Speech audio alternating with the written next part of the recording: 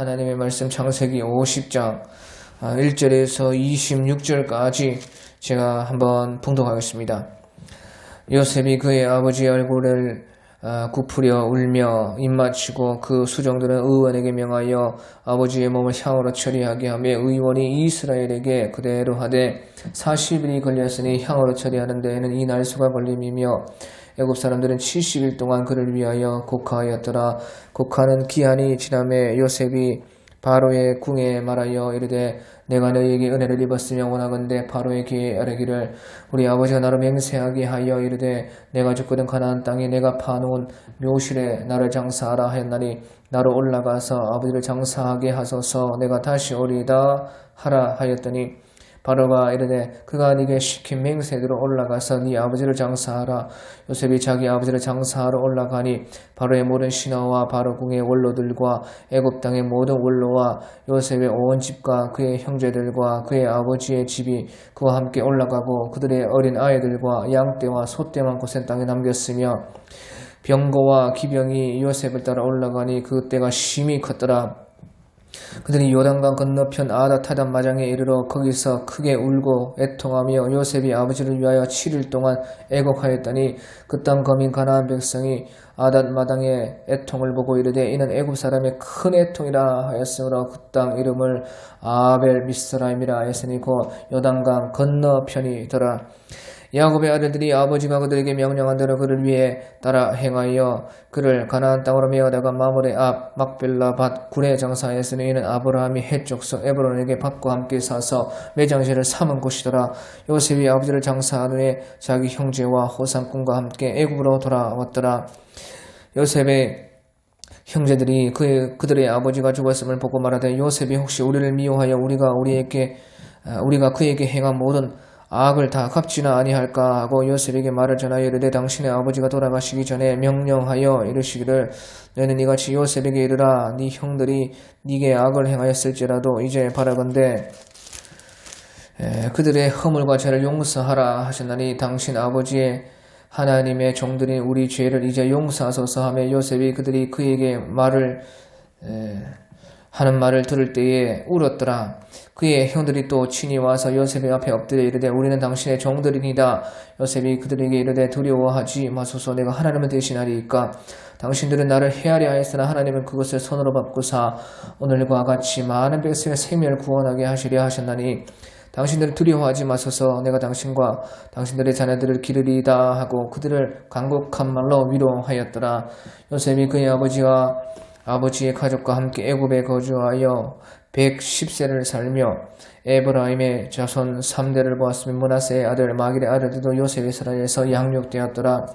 요셉이 그의 형제들에게 이르되 나는 죽을 것이나 하나님이 당신들을 돌보시고 당신들을 이 땅에서 인도하여 내사 아브라함과 이삭과 야곱에게 맹세하신 땅에 이르게 하시리라 하고 요셉이 또 그 이스라엘 자손에게 맹세시켜 이르기를 하나님이 반드시 당신들을 돌보시리니 당신들은 여기서 내 해골을 메고 올라가겠다 하라 하였더라.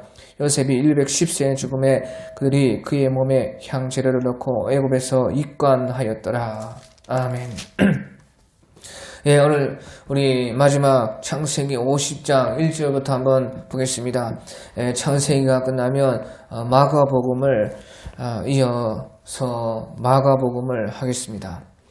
창세기 50장 1절 요셉이 그의 아버지 얼굴에 굽으려 울며 입맞추고 그 수종들은 의원에게 명하여 아버지의 몸을 향으로 처리하게 하며 의원이 이스라엘에게 그대로 하되 40일이 걸렸으니 향으로 처리하는 데는 이 날수가 걸림이며 애굽 사람들은 70일 동안 그를 위하여 곡하였더라. 야곱이 이제 죽은 것입니다. 그때 요셉은 그 아버지의 얼굴에 굽으려서 울고 이제 입을 맞추고 마침내 그 장사를 하기 위해서 아버지의 몸에 향을 처리해서 염을 한 것입니다.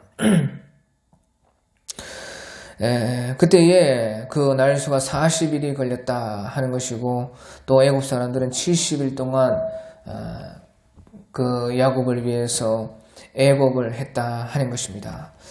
그래서 이 말씀은 우리가 죽음이 육의 죽음이 끝이 아니고 그것은 부활을 기다리는 것이다. 그것을 말해주고 있는 것입니다. 그래서 육을 함부로 하지 않고 죽은 육이라도 향을 처리해서 염을 해서 40일이 걸릴 만큼 공을 들이고 또한 70일 동안을 그를 위해서 애국을 한 것입니다.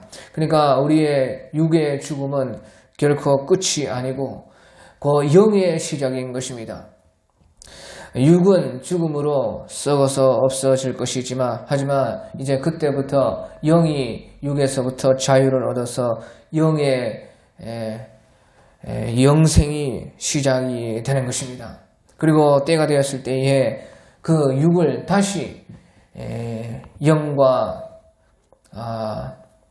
영이 육을 다시 입을 것이기 때문에 그때에 그것을 우리는 부활체라 또 완전체라 그렇게 말을 하는 것입니다. 다시 육을 입었을 때는 그 육이 흙의 육이 아니라 영을 완전히 따라잡는 영과 완전히 합하여서 그 완전한 영과 육이 지금은 완전하지 않습니다. 영은 하나님을 원하고 육은 우리의 이 땅을 원하고 있는 것입니다. 영은 하늘을 원하고 육은 지금 땅을 원하고 있고 영은 하나님을 바라보지만 우리의 육은 지금 이 땅의 정욕을 바라보고 있는 것입니다. 그렇게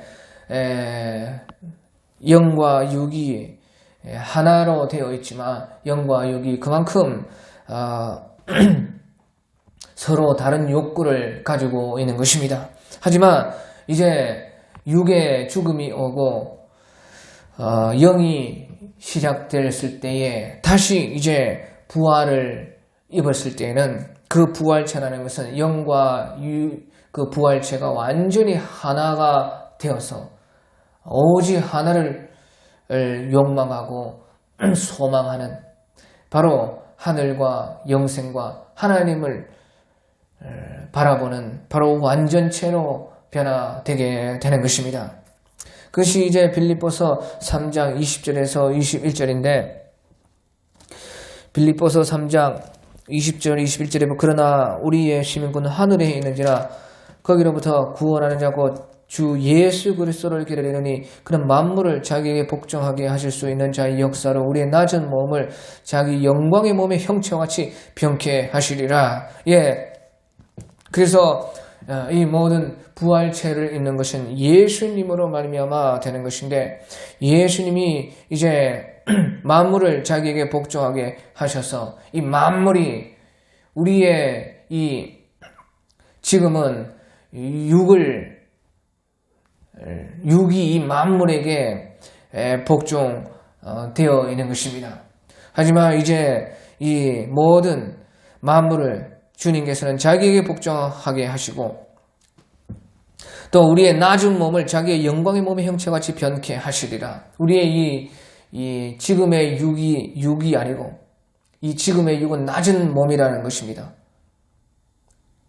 만물에게 속하여서 만물 속에 파묻혀 있는 이 육인데 그래서 정욕으로 가득하고 땅에서 와서 땅으로 돌아가려고 하는 것이 이 낮은 육체인데 하지만 주님께서 우리를 부활시켜 주실 때는 자기의 영광의 몸의 형체와 같이 변케 하신다 하시는 것입니다. 그때의 부활의 몸은 지금의 몸과 다른 영광의 몸이요 예수님께 속한 하늘에 속한 바로 그 몸이다 하는 것입니다. 그래서 이 야곱도 비록 육의 몸이 죽었지만 그의 영은 이제 해방을 얻어서 영의 시작으로서 부활체를 기다리는 몸이기 때문에 그의 몸을 향으로 처리하는데 40일이 걸려서 향으로 처리했다. 완전하게 부활을 사모하고 기다린다 하는 것입니다. 주님께서도 부활하시고 나서 40일을 이 땅에 계셨는데 그 40일은 완전한 부활의 몸으로서 주님께서 역사하신 것을 나타내고 있는 것입니다. 여기서도 40일을 그렇게 향후로 처리해서 완전한 부활을 사모하고 소망하고 바라보고 기다리는 그 육신이다 하는 것을 나타내 주었습니다. 하지만 그보다 훨씬 더 긴 70일 동안 또한 애굽 사람들은 그를 위해서 곡을 했다 하는 것이에요. 우리가 죽음이라는 것은 이제 우리의 모든 인생을 판단받는 날인 것입니다. 죽음이라는 것은 육신의 죽음이고 영의 시작이지만 또한 그것은 한편으로는 우리는 작은 심판을 받게 되는 날과 같은 것입니다. 예수님이 다시 오실 때에 완전한 그 심판이 있는 것처럼 또한 우리가 부활을 기다리고 예수님이 오시면 완전한 부활을 있는데 또한 우리가 이 죽음은 작은 심판을 받는 것과 같아서 우리의 죽음은 우리의 일생 모든 삶을 판단하게 되는 것입니다. 우리가 누가 죽었다 하면 그 사람에 대해서 생각해보고 그 사람은 어떤 사람이었다 한 줄로 끝이 나는 것입니다. 좋은 사람이었다. 참 아까운 사람이었다. 참 잘 죽었다. 참 쓸모없는 인간이었다. 고생만 하나 갔다. 우리 모든 사람 아무리 천한 자든 높은 자든 다 한 줄로 판단되어지는 것입니다. 그런 것처럼 그렇게 본다면요. 그리고 마지막으로 예수님이 다시 오실 때는 또한 큰 심판, 마지막 심판을 또한 받게 되는 것입니다. 그런데 그렇게 보면 우리의 일생이 참 후회할 일이 너무나 많은 것입니다. 그래서 우울해야 되는 것이에요. 여러 가지 우는 이유가 있지만 70일 동안 운다고 했을 때에 우리의 죽음에 누군가들이 다 얼마만큼이나 며칠 동안이나도 슬퍼한다면 그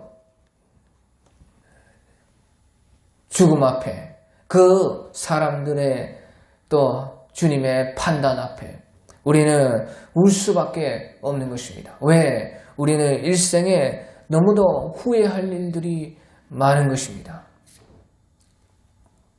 지금도 우리는 판단받을 것 생각하지 않고 죽을 것 생각하지 않고 주님 앞에 마지막 대심판을 받을 것 생각하지 않고 참 후회할 일 너무너무 많이 하고 살아가고 있는 것입니다.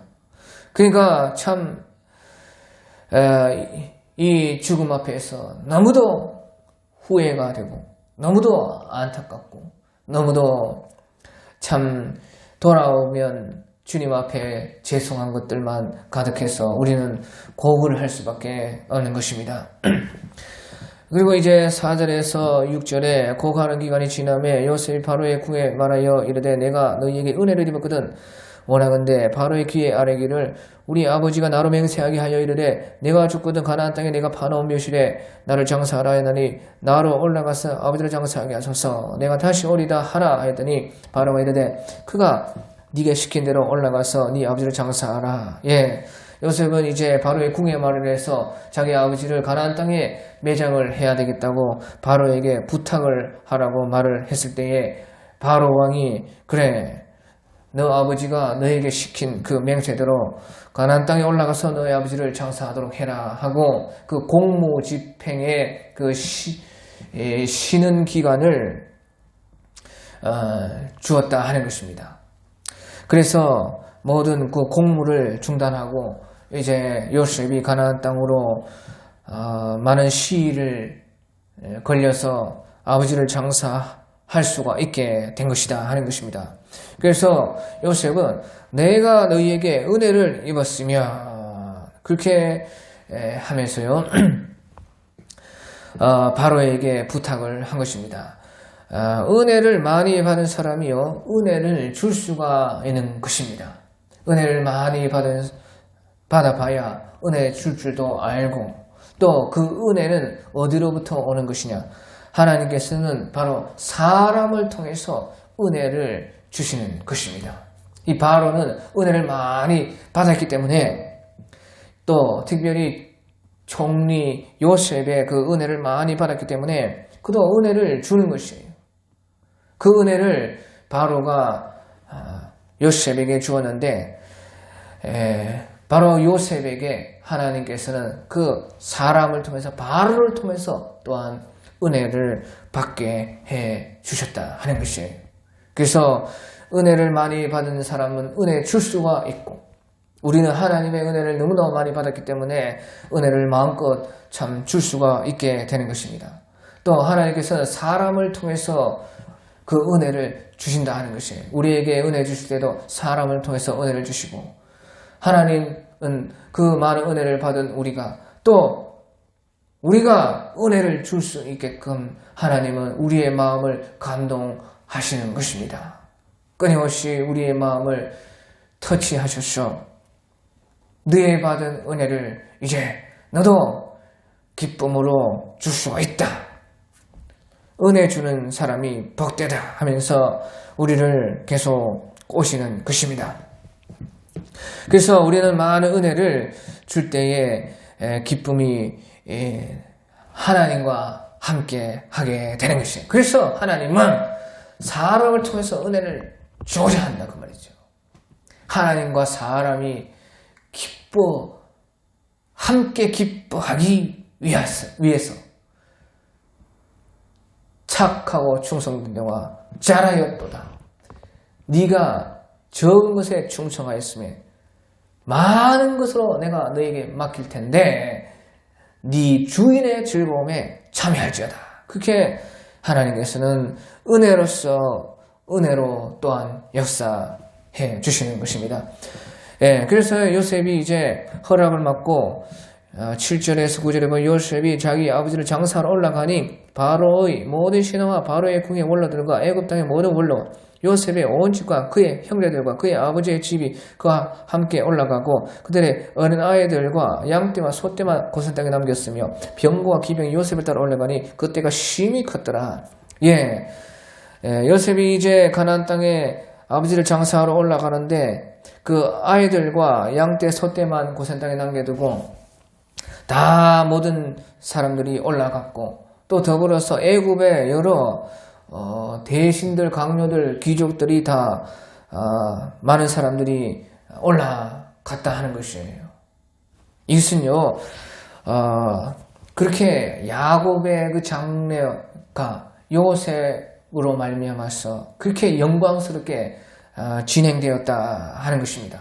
그래서 이것은 우리에게 산 자보다 죽은 자의 영광이 더 크다 하는 것을 말해주고 있는 것입니다. 이렇게 보여주는 것이 이렇게 우리 다 죽으면 이렇게 되지는 않을 것이죠. 어떤 사람들도 많고 막 인기가 있고 그렇게 하겠지만 어떤 사람은 또 그냥 쓸쓸히 또 갈 수도 있습니다. 하지만 그런 것과 상관없이 여기서 이것을 보여주는 것은 산 자보다 죽은 자의 영광이 더 크다는 것입니다. 우리가 주님 안에서 죽으면 죽을수록 우리가 살아있을 때의 이 영광과 좋게 비교할 수 없는 죽었을 때의 영광이 훨씬 더 크게 우리에게 온다는 이 사실인 것입니다. 절대 죽은 것이 산 것보다 모자라지 않다는 것이죠.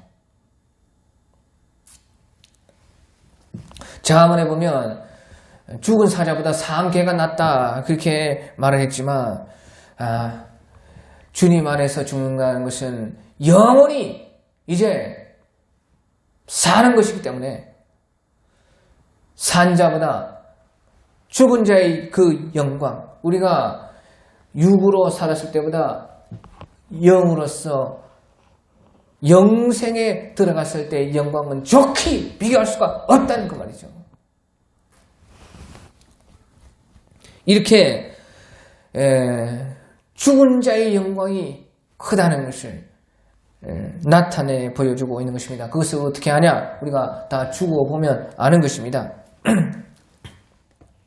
그렇게 이제 야곱은 살았을 때에 그런 영광은 없었지만 죽었을 때에 이렇게 큰 영광을 여기서 요셉을 통해서 애굽 사람을 통해서 가나안 땅에서 보여주는 것이지만 실제로 그가 이제 하늘나라에 들어갔을 때에 살았을 때의 영광과 좋게 비교가 안 되는 그 하늘의 영광이 그와 함께 한 것입니다. 그러고 나서 이제 하지만 또 한바탕 그 인생의 허무한 것을 또 보면서 한바탕 요셉이 마지막으로 울었는데 10절에서 11절에 그들이 요단강 건너편 아다 타작마당에 이르러 거기서 크게 울고 애통하며 요셉이 아버지를 위하여 7일 동안 애곡하였더니 그 땅 거민 가나안 백성이 아다 마당에 애통을 보고 이르되 이는 애굽 사람의 큰 애통이라 하였으므로 그 땅 이름 아벨 미스라임이라 하였으니 곧 요단강 건너편이라. 요단강 건너편 아마 그 요셉이 돌아가지고 요단 동편으로 와가지고 요단을 건너서 이제 요단 서편 가나안 땅에 들어왔던 것입니다. 그래서 그 아다 타작마당이라는 곳이 있었는데 거기에서 이제 한바탕 7일 동안이나 마지막으로 아버지를 그 막빌라 굴에 장사하기 전에 애곡을 했다 하는 것입니다. 그래서 가나안 땅 사람들이 그것을 보면서 아벨 미스라임이라. 아벨이라는 것은 울었다는 것이고 슬픔이라는 뜻이고 미스라임이라는 것은 이집트인이라. 아벨 미스라임이라. 애굽 사람의 큰 애통이라 하는 그렇게 이름이 생길 정도로 그런 참 애곡을 했다 하는 것이에요. 그래서 이것은 이제 우리가 인생을 볼 때 한바탕 울음으로 끝나는 참 허무한 인생이다. 우리가 아무리 147세를 살았을지라도 이렇게 인생이 순식간에 한바탕 웃음으로 울음으로 끝나는 것이다. 참 어떻게 보면 인생이 너무나 허무하고 헛되니 바람을 잡으려는 것과 같다 하는 그 말씀과 같이 참 이렇게 인생이 허무한 것이다 하는 것을 또한 생각을 하는 것입니다. 하지만 또 한편으로 우리가 하나님의 이 약속 안에만 있다면, 하나님의 품에 있다가 하나님의 손을 잡으러 올라갈 수 있다면 참 그것은 인생은 또 의미가 많은 것입니다. 그렇기 때문에 12절에 14절에 야곱의 아들들이 아버지가 그들에게 명령한 대로 그를 위해 따라 행하여 그를 가나안 땅으로 메어다가 마므레아 막벨라 밭 굴에 장사하였으니 이는 아브라함이 헷 족속 에브론에게 밭과 함께 사서 매자지를 삼은 것이더라. 요셉이 아버지를 장사한 후에 자기 형제와 호상꾼들과 함께 애굽으로 돌아왔더라. 또 죽은 사람은 죽은 사람이고 이제 산 사람은 또 살아야 되기 때문에 요셉이 형제들과 함께 다시 애굽으로 돌아왔다 하는 것이에요. 그래서요, 마침내 한바탕 울고, 하지만 하나님의 약속 안에 머물기 위해서 아버지를 만물의 앞 막벨라 그 밭에 있는 굴에, 아브라함이 해족 속에게 에브론에게 산 밭에 장사했다는 것이에요. 그러니까 우리의 인생이 참으로 어찌 보면 구름 같은 안개와 같이 지나가는 그런 인생이지만 하나님의 약속 안에 있을 때 인생은 또한 의미가 있다 하는 것이고, 그래서 어떻게든 우리는 하나님의 약속 안에 파묻혀야 된다. 하나님의 약속 안에서 죽어야 된다. 아니면 흙으로 왔다가 흙으로 돌아가는 먼지밖에 안 된다. 그것이 인생이다. 한바탕 울 수밖에 없지만 하나님의 호흡을 받고 하나님의 숨을 우리가 받았을 때의 생기를 얻어서 산 사람이 되었듯이 하나님의 그 손에 잡혀야 된다. 하나님의 약속 안에 우리가 들어가기만 한다면 우리의 이 허무한 인생이 완전히 티끌에서 생물이 되는, 죽음에서 생명이 되는 그 놀라운 인생이 또한 우리 인생이다. 그래서 어찌됐건 간에 하나님의 약속 안에 있으려고 우리가 발버둥 친다면요, 우리는 주님의 따뜻한 그 손길을, 주님의 그 손에 잡힐 수가 있게 되는 것입니다. 자, 그러고 나서 이제 또 살 사람들은 살아있기 때문에 돌아왔는데요. 근데 이제 그때의 요셉은 이제 걱정이 없었지만 요셉의 형들은 걱정이 많았던 것입니다. 왜? 이제 아버지가 죽었으니 요셉이 아마 지난날에 요셉의 형들의 자기들의 죄악을 기억하고 혹시 이제 우리에게 그 죄악을 다 갚지는 않을까, 그런 걱정이 요셉의 형들에게는 가득 찼던 것이에요.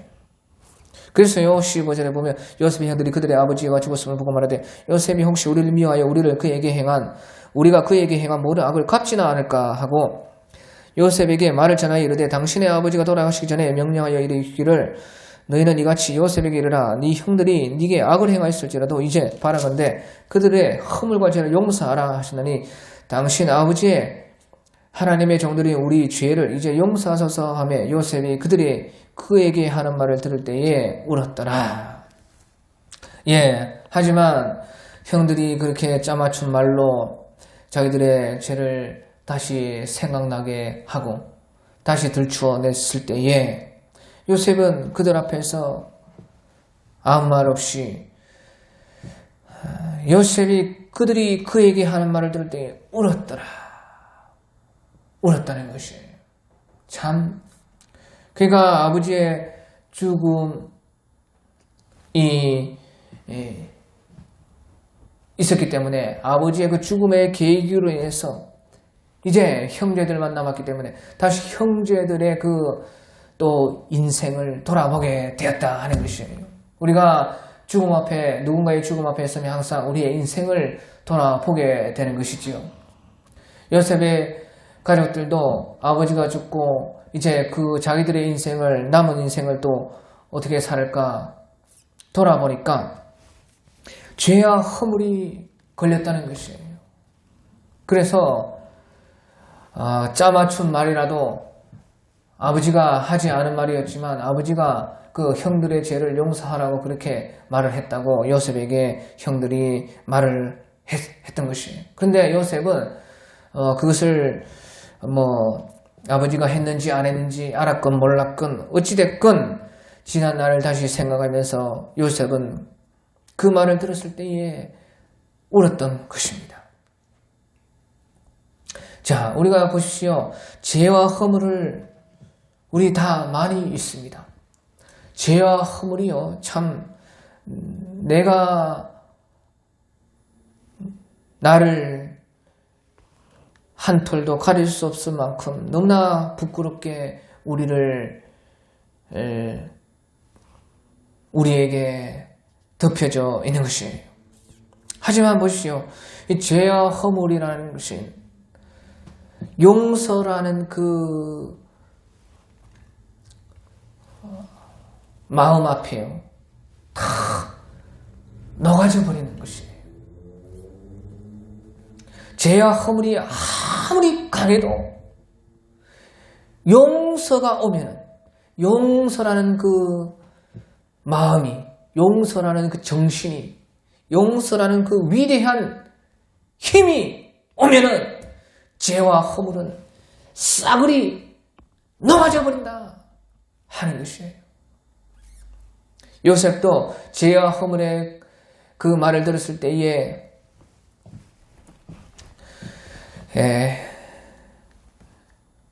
죄와 허물에 대해 말을 들었지만 죄와 허물을 용서하라.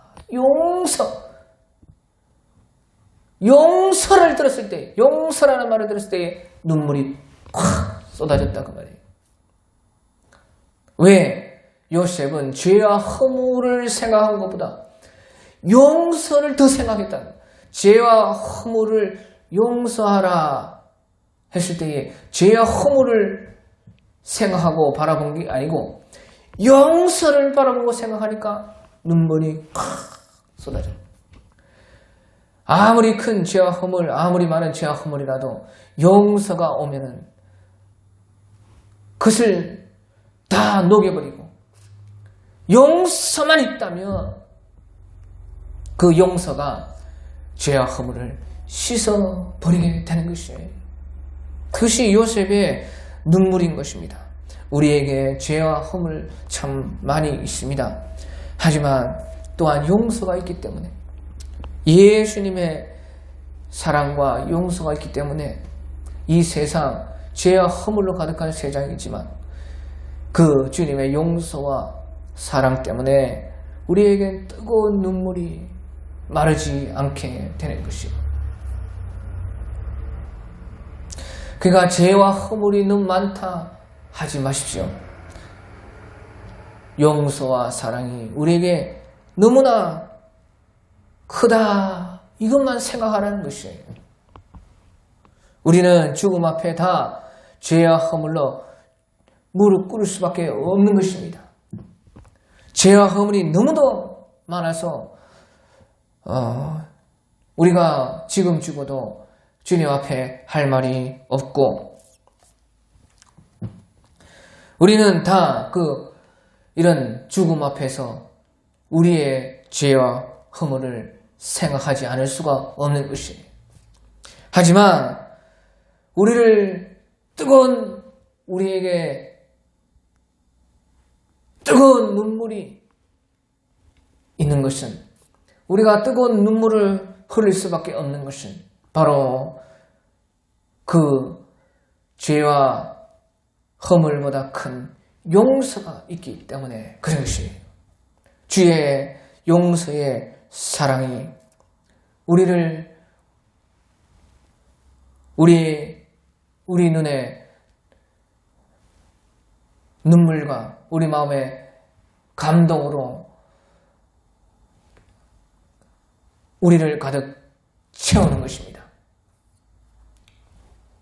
그것이요 바로 이 눈물이 되는 것이죠.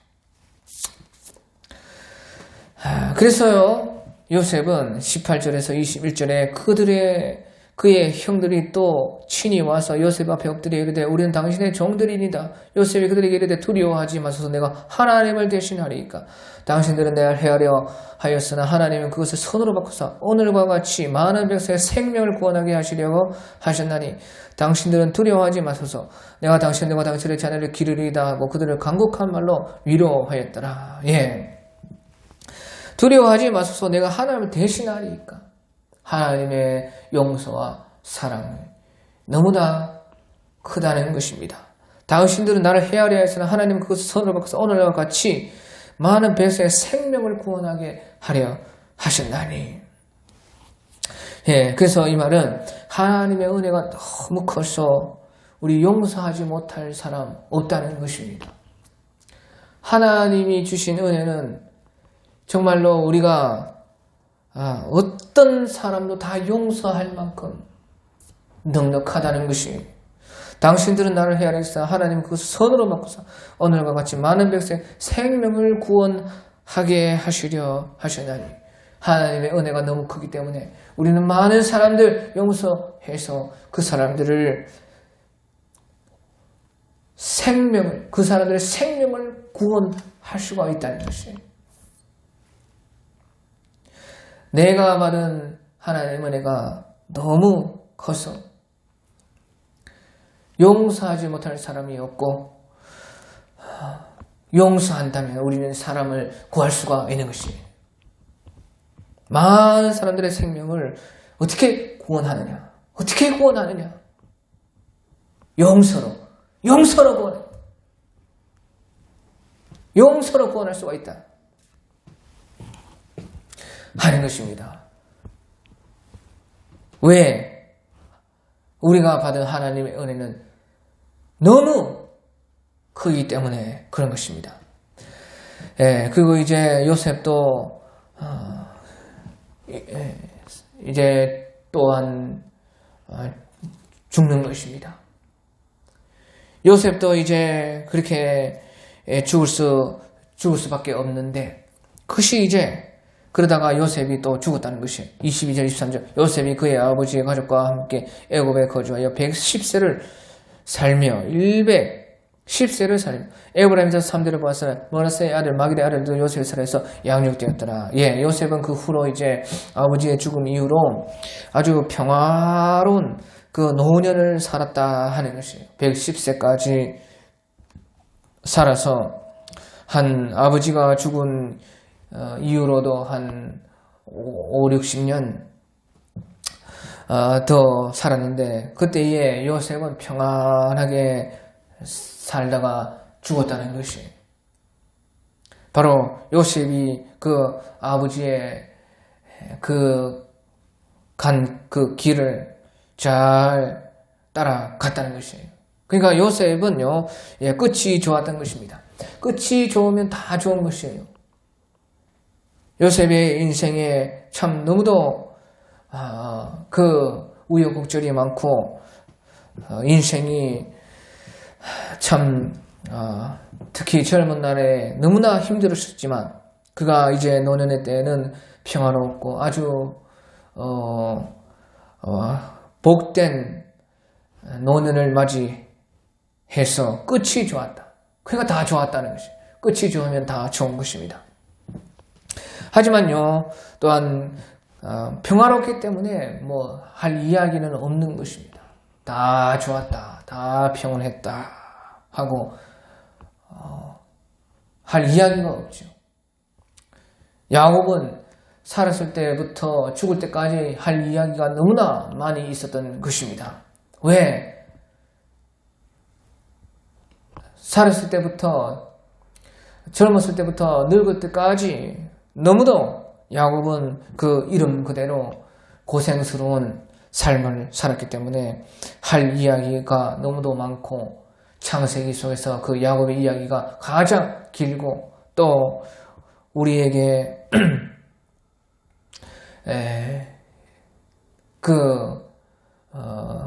인생을 참으로 많이 생각해보고, 슬픔과 기쁨과 그 역경과 고난과 외로움과 아픔과 또 희락과 은혜와 주의 사랑을 더욱더 야곱의 인생은 우리에게 많이 주게 되는 것입니다. 하지만 요셉은 이제 그 마지막 끝은 아주 평화롭고 좋았습니다. 그래서 할 이야기가 없고 이제 이렇게 짧게 끝나게 되는 것입니다. 그래서 이제 마지막에 요셉은요 가면서 요셉 또한 그 아버지의 그 죽음을 따라가기 때문에 하나님의 약속을 기억하는 것이에요. 하나님의 약속 안에 있어야지만 하나님의 약속 안에 있다면 야곱처럼 아주 죽을 때까지 고생해도 괜찮고, 또 요셉처럼 늙었을 때 평안히 가도 어찌됐건 하나님의 약속이 있으면 된다는 말이죠. 어찌 다 요셉 같고, 어찌 다 야곱 같고, 어찌 다 아브라함 같고, 어찌 다 이삭 같고 그렇게 하겠습니까? 하지만 중요한 것은 어찌됐건 간에 야곱의 인생이든 요셉의 인생이든 어찌됐건 간에 하나님의 약속 안에는 있어야 된다. 24절에서 26절 요셉이 그의 형제들에게 이르되 나는 죽을 것이나 하나님이 당신들을 벌보시고 당신들을 이 땅에서 인도하여 내사 아브라함과 이삭과 야곱이 맹세하신 땅에 이르게 하시리라 하고 요셉이 또 이스라엘 자손에 맹세케 이르기를 하나님 반드시 당신들을 돌보시리니 당신들은 여기서 내 해골을 메고 올라가겠다 하라 하였더라. 해골을 메고 올라가라는 것입니다. 내가 비록 여기서 장사 지내서 여기서 묻혀서 미라로 부활을 기다리고 있을 텐데 이제 그 해골을 파가지고 가나안 땅으로 내가 출애굽할 때 메고 올라가라. 나는 무조건 하나님의 약속 안에 있어야 되겠다. 하나님의 약속을 붙들어야 되겠다. 하나님을 기다리고 나는 부활돼야 되겠다. 그런 믿음으로 요셉은 그렇게 말을 한 것입니다. 그래서 요셉이 110세의 죽음에 그들의 몸에 향재를 넣고 애굽에서 입건하였더라. 요셉도 부활을 기다리기 때문에 그 의미로 몸을 썩을 몸이지만 그 몸을 향으로 잘 넣고 이 부활의 소망 가운데 살게 되었다는 것을 나타내 주고 있었던 것입니다. 그러니까 이렇듯요. 하나님의 약속 안에 있어야 되는데 하나님의 약속을 믿는다는 것은 무슨 뜻이냐? 하나님의 약속을 믿는다. 하나님의 약속 안에 있어야 된다. 그 말은 바로 우리가 죽음 이후를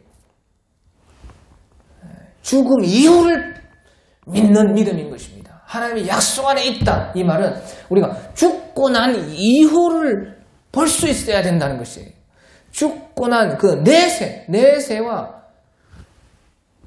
우리의 그 죽음 이후를 믿는다는 것입니다. 죽음 이후에 무엇을 믿느냐? 바로 부활이 예비된 것을 믿는 것이 하나님의 약속 안에 있는 것이에요.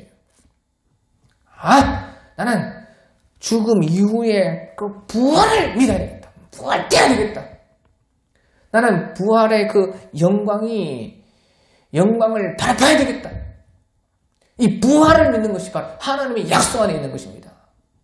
하나님의 약속 안에 있다는 것은 우리가 이 땅에 산 그 이후, 죽음 이후에 영에 속하고 하늘에 속해서 마지막에는 완전한 우리의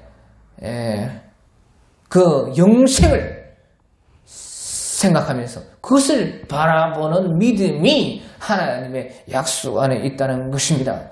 우리 마태복음 25장 45절에서 46절에 보면 마태복음 25장 45절에서 46절에 보면 이에 임금이 대답하여 이르되 내가 진실로 너희에게 이르는 이 지극히 작은 자 하나에게 하지 않은 것이고 내게 하지 아니한 것이니라 하시리니 그들은 영벌에 의인들은 영생에 들어가리라. 내가 진실로 너희에게 이르는 이 지극히 작은 자 하나에게 하지 아니한 것이고 내게 하지 아니한 것이니라 하시리니 그들은 영벌에 의인들은 영생에 들어가리라. 지극히 작은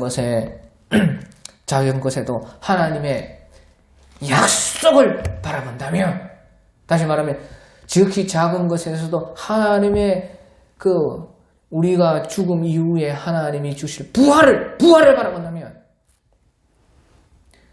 영생의 소망을 가지고 그 부활을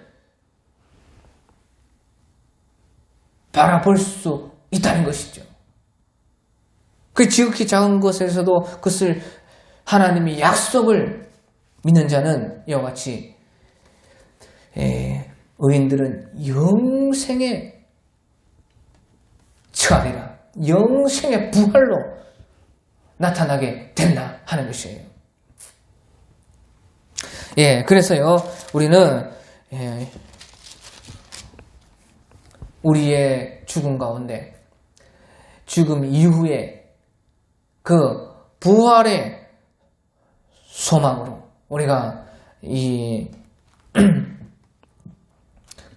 그와 같은 선조들이 간 그 길, 죽음을 향해서 우리는 지금 가고 있지만 그 죽음으로 갈수록 하나님의 약속에 가깝노라. 하나님의 약속 안에 나는 들어가고 있다. 하나님의 약속 안에 어찌됐건 우리의 인생이 너무나 허무하고 허탈하고 후회할 것이 많고 70일간을 울어도 모자라고 7일간을 애통을 해도 모자라지만 어찌됐건 나는 하나님의 약속으로 들어간다. 그것이 내 죽음이다. 나는 죽음 이후에 의인들이 들어갈 영생의 부활을 꿈을 꾸는 자다 하는 것을 바라보라는 것입니다. 예, 오늘 여기까지.